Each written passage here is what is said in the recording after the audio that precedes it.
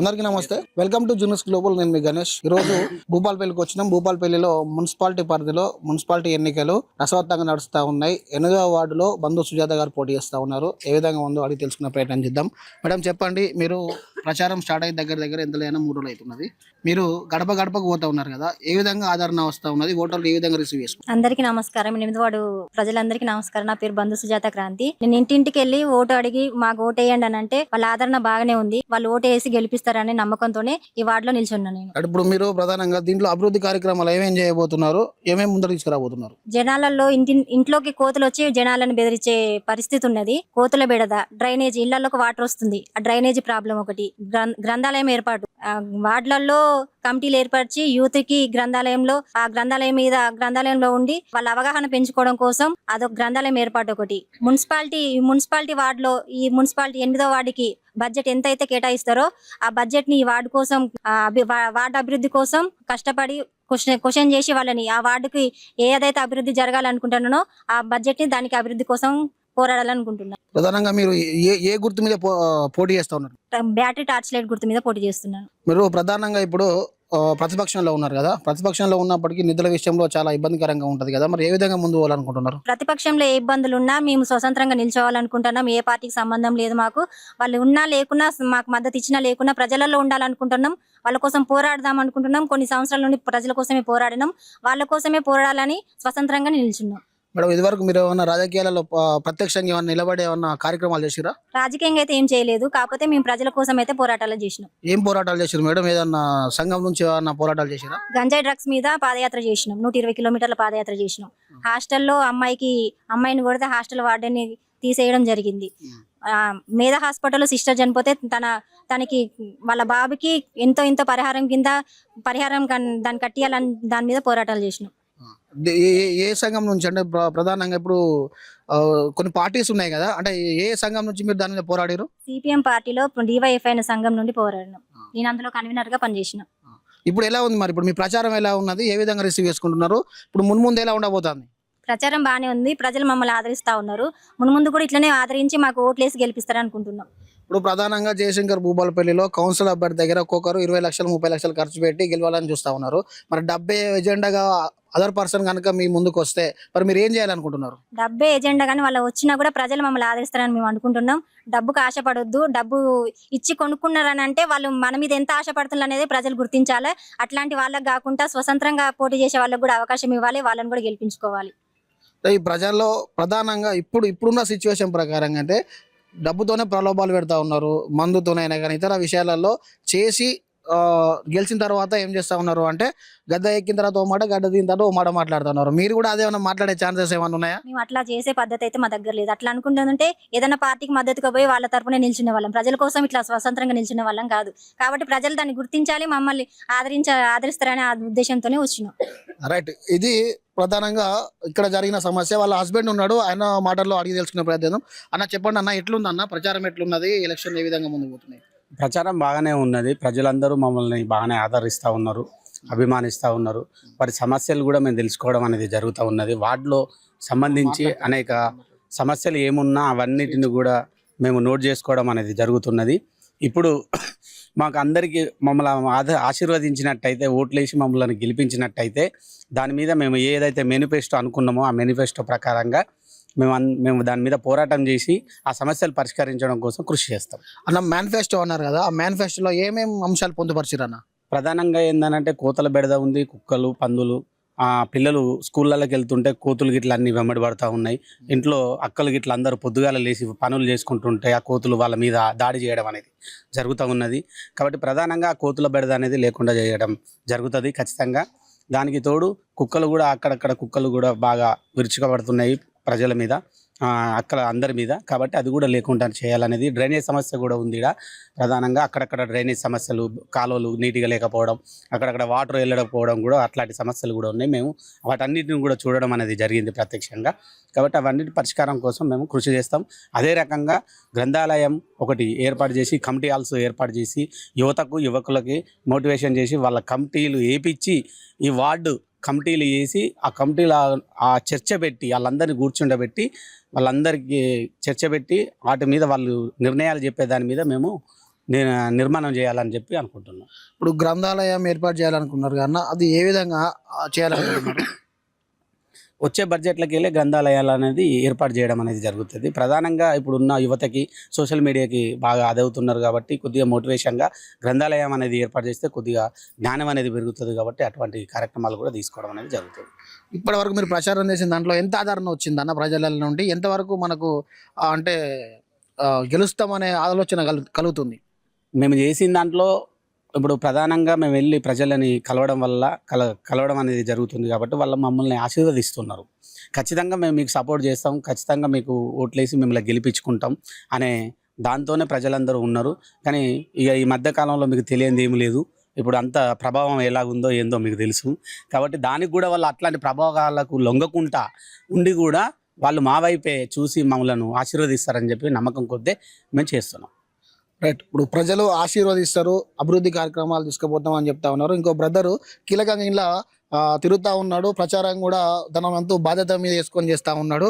అసలు ఏంటి, ఎలా ఉండబోతుంది, మరి గెలుపు తథ్యమా, మరి ఇతర పార్టీల ఆ ప్రభావం అయినా చూపెడుతుందా అనే మాటల్లో తెలుసుకునే చేసే ప్రయత్నం చేద్దాం. బ్రదర్, ఏం పేరు బ్రదర్? నీ పేరు? శ్రీకాంత్ అండి. చెప్పండి, మీ డిజిగ్నేషన్ ఏంటిదన్నా? నేను ప్రస్తుతం వ్యవసాయ కార్మిక సంఘం జిల్లా సహాయ కార్యదర్శి కొనసాగుతున్నాను. చెప్పండి అన్న, ప్రచారం చేస్తూ ఉన్నారు వీళ్ళతో పాటు, ఎట్లా వస్తున్నది మరి? జనాలు అంటే ఇంతకుముందు ప్రధాన పార్టీలకు అవకాశాలు ఇచ్చిర్రు. ఎవరికి ఇచ్చినా ఈ వార్డులో ఉన్నటువంటి కోతుల బెడద కానీ, డ్రైనేజీ సమస్య కానీ, నిరుపేదలకు, లబ్ధిదారులైనటువంటి నిరుపేదలకు డబుల్ బెడ్రూములు రాలేదు అనేది స్పష్టంగా ఈ 3 రోజుల నుంచి వారితో అభ్యర్థితో తిరుగుతున్నప్పుడు మాకు వచ్చినటువంటి సమస్యలు. సో జనాలలో కూడా ఇంకా వాటి మీద వ్యతిరేకత ఉంది, జనాలకు సమస్యలు ఉన్నాయి అనేది మాకు అర్థమైంది. అంటే మీరు చెప్పేది కాకుండా ప్రజలు ఏం చెప్తా ఉన్నారు సమస్యలు?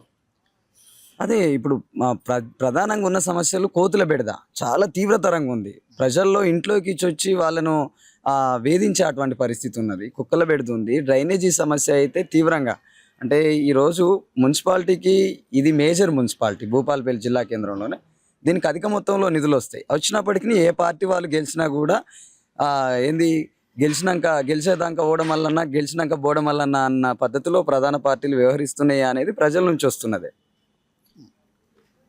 ఇంకా ఈ సిచ్యువేషన్లో మీరు మీరు ఈ 2-3 రోజుల నుంచి ప్రజలలో గ్రహించింది ఏంటిది అసలు? అంటే ప్రధాన పార్టీలకు ధీటుగా బంధు సుజాత క్రాంతి అనే వ్యక్తి చాలా అంటే సున్నితంగా, తీవ్రంగా ప్రజల కోసం పనిచేస్తున్నారు.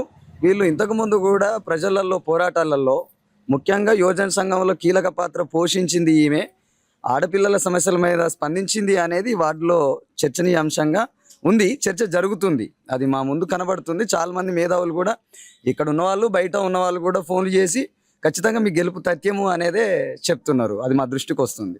రైట్ బ్రదర్, ఇప్పుడు కాంగ్రెస్ ప్లస్ సిపిఐ సిపిఎం కలిసి ఇప్పుడు పోటీ చేస్తూ ఉన్నది భూపాలపల్లిలో.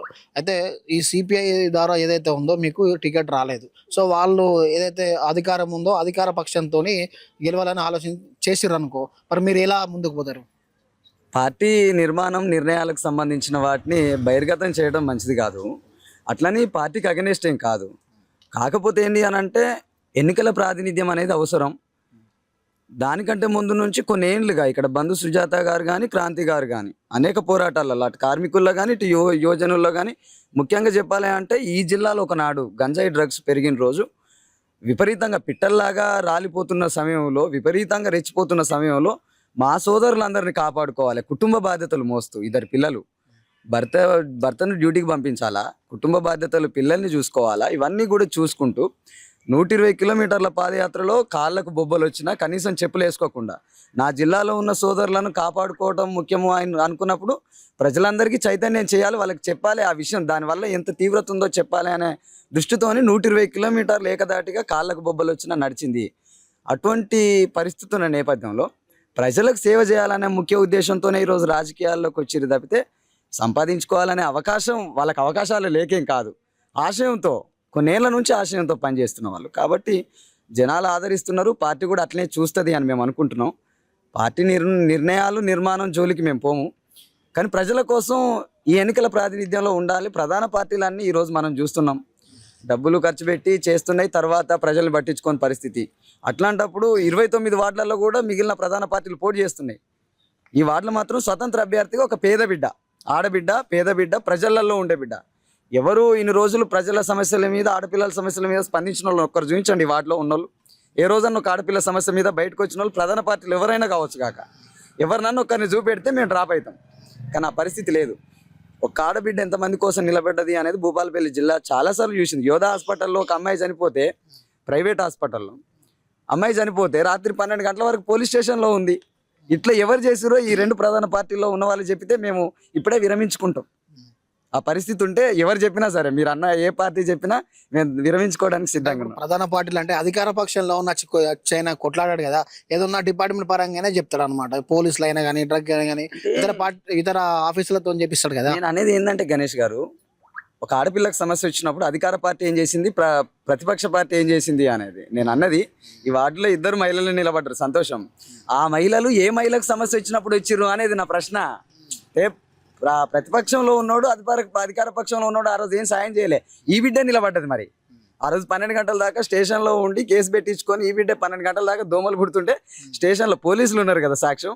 మరి ఆడపిల్లకు సమస్య వచ్చినప్పుడు ఎవరు వచ్చిర్రు? నా ఇంటి బిడ్డ కాదు, నా ఇంటికి సంబంధం లేదు అనుకుంటే కొట్లాడకపోయేది కదా. ఆమెకి ఈరోజు న్యాయం జరిగింది, ఆ కుటుంబానికి న్యాయం జరిగింది, ఒక్కరికి కాదు, ఆ కుటుంబానికి న్యాయం జరిగింది. అట్లా 10ల సంఖ్యలో బంధు సుజాత గారు చేసిన పోరాటాల వల్ల న్యాయం జరిగిన వాళ్ళని నేను చూపెడతా. మరి ప్రధాన ప్రతిపక్షం కానీ పార్టీలు కానీ, మీరు అన్ని ఏ పార్టీలన్నా కావచ్చు కాక, అందులో ఉన్నోళ్ళు పోరాటం చేసి ఎంతమందికి న్యాయం చేసిరో చూపెడితే మేము విరమించుకుంటాము అంటున్నా. సరే, ఇంకా ఈ మీడియా ముఖంగా మీ 8వ వార్డు సభ్యులకు ఏమైనా చెప్పదలుచుకున్నారా? మీరు సుజాత గారు అయినా కానీ మీరు చెప్తారా ఏమన్నా? ప్రజలందరికీ ఏం తెలియజేస్తున్నామంటే, డబ్బుకు మందుకు ప్రలోభాలకు లొంగకుండా మీకు ప్రజలైతే ఏ విధంగా మీకు సాయం చేసే వాళ్ళని గుర్తించండి, సాయం చేసే వాళ్ళకి ఓట్లేసి గెలిపించండి. అంతే. రైట్. ఇది మేము ఇదివరకు ప్రజలలో ఉన్నాం, ప్రజల సేవ కొరకే ఇప్పుడు వస్తూ ఉన్నాం. ఏదైనా అభివృద్ధి లక్ష్యంగా ముందుకు వస్తాం. ఇండిపెండెంట్ క్యాండిడేట్గా బంధు సుజాతను గెలిపించండి అని చెప్పి చెప్తా ఉన్నారు. చూస్తూనే ఉండండి జీ న్యూస్ గ్లోబల్. నమస్తే. జవహర్ నగర్ 8వ వార్డు ప్రజలకు, అక్కలకు, చెల్లెలకు, అన్నలకు, తమ్ముళ్ళకి, ప్రతి ఇంటికి మన ఇంటి ఆడబిడ్డ బంధు సుజాత క్రాంతి గారు స్వతంత్ర అభ్యర్థిగా ఏదో సంపాదించుకోవాలన్న అవకాశం కోసమో ఆశతోనో కాకుండా ప్రజల కోసం మున్సిపాలిటీకి వచ్చే బడ్జెట్లో ప్రతి రూపాయిని ఈ వార్డు ఖర్చు పెట్టి డెవలప్ చేయడం కోసం మీ ముందుకు వచ్చింది. ఆ ఆడబిడ్డ గత కొన్నేళ్ల నుంచి అనేక పోరాటాలలో ఉన్నది. ప్రతి మహిళా సమస్య మీద స్పందించింది. ప్రతి కుటుంబానికి ఆపద వచ్చినప్పుడు వచ్చింది. ఆ బిడ్డ దగ్గర డబ్బులు లేకపోవచ్చు, డబ్బులు పెట్టే స్తోమత లేకపోవచ్చు, ఓట్లను కొనే అంత మహోన్నతమైన వ్యక్తులమని మేము అనుకోవటం లేదు. ఆ బిడ్డ ఒకటే చెప్తుంది, మమ్మల్ని ఆదరించండి, ఆశీర్వదించండి, ఖచ్చితంగా మేము అభివృద్ధి ఏందో చూపెడతాము, మేము సంపాదించుకోవడం కోసం రావట్లేదు, మీరు అవసరమైతే మా పోరాటాలు ఏందో తెలుసుకొని మా కోటేయండి అని కూడా ఆ బిడ్డ ప్రతి ఇంటికి చెప్తుంది. ప్రతి ముసలవ్వ కూడా ఆ బిడ్డను ఆదరిస్తుంది. ఈ బ్యాటరీ టార్చ్ ఉందో, ఈ బ్యాటరీ టార్చ్ ఆ ఆడబిడ్డ మన ఇంటికి టార్చ్ బేరర్ లాగా పనిచేస్తుంది. ఇది మా హామీ. ఖచ్చితంగా రేపు భవిష్యత్తులో ఈరోజు ఎన్నికల కోసమో ఓట్ల కోసం మేము రాలేదు, స్వచ్ఛందంగా వచ్చినాం, ఆ బిడ్డకు సపోర్ట్ చేయాలని స్వచ్ఛందంగా వచ్చినాం. భవిష్యత్తులో మీ వార్డు అభివృద్ధి కోసం ఖచ్చితంగా ఏ రూపాయి తేకపోయినా కొట్లాడడానికి ఆమెను ముందు మేమే ప్రశ్నిస్తాం. కాబట్టి దయచేసి ప్రతి ఇంటిని మేము వేడుకుంటున్నాం, మా విన్నపాన్ని తెలియజేస్తున్నాం. ఒక్కసారి ఈసారి అవకాశం ఇచ్చి చూడండి. ప్రధాన పార్టీలకు మిగిలిన వాళ్ళకు అవకాశాలు ఇచ్చుంటారు, కానీ బంధు సుజాత క్రాంతి గారిని ఒక్కసారి ఆలోచించండి. మీ విలువైన ఓటును ఆలోచించి వెయ్యండి. మీ టార్చ్ బేరర్ని గెలిపించుకోండి. ఈ వార్డుని ఖచ్చితంగా వెలిగిస్తుంది, అభివృద్ధి ఏందో చూపెడుతుంది. లైబ్రరీని సృష్టించి యువకులకి అవగాహన కాదు విజ్ఞానాన్ని అందించి ఈ వార్డును పూర్తి స్థాయిలో అభివృద్ధి చేస్తుంది. ఆ నమ్మకాన్ని మేము ఇస్తున్నాం. కాబట్టి మన ఇంటి ఆడబిడ్డను గెలిపించుకుందాం, మన ఇంటి ఆడబిడ్డకు మన విలువైన ఓటు నేద్దాం, మన ఇంటి ఆడబిడ్డను గెలిపించుకొని తీసుకొచ్చుకుందాము అని చెప్పి సందర్భంగా మీ అందరిని కూడా కోరుకుంటూ సెలవు. అందరికీ తెలియజేసేది ఏంటంటే 11వ తారీఖు పోలింగ్ ఉంది. ఆ రోజు నా గుర్తు బ్యాటరీ టార్చ్ లైట్ గుర్తు 3వ నెంబరు. ఈ గుర్తుకి ఓటేసి గెలిపించాలి. ప్రజల కోసం సేవ చేయడానికి వస్తున్నాం కాబట్టి మీకు మిమ్మల్ని ఎట్లయితే ఓట్లు అడగడానికి వస్తున్నామో, మేము పనులు చేయకపోతే మీరు మా దగ్గరకు వచ్చి మీరు మిమ్మల్ని గెలిపించినందుకు మాకు ఎందుకు పనులు చేస్తలేరని చెప్పి మమ్మల్ని క్వశ్చన్ చేయడానికి ఉంటుంది. కాబట్టి అది మనసులో పెట్టుకొని మమ్మల్ని గెలిపించి ఆదరిస్తారనే నమ్మకంతో, ఆశీర్వదిస్తారనే నమ్మకంతో మేము ముందుకు వస్తున్నాం.